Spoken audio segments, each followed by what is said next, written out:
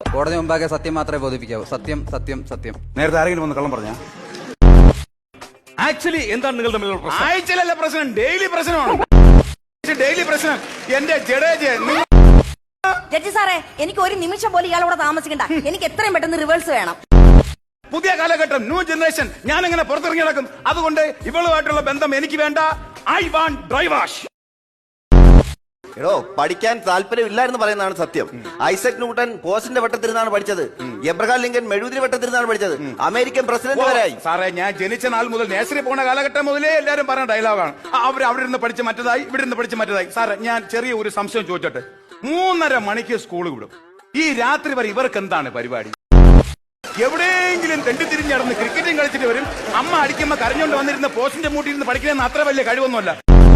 എന്റെ കുടുംബത്തിൽ ജോലിക്ക് പോകാത്ത ഒരു മനുഷ്യൻ പോലും ഇല്ല. അറിയാം, എല്ലാവർക്കും ജോലിയുണ്ട്. അപ്പൊ അച്ഛൻ റിട്ടയർ ആയോ? ഇല്ല, പുള്ളി തന്നെ ഇപ്പോഴും എന്റെ അച്ഛൻ.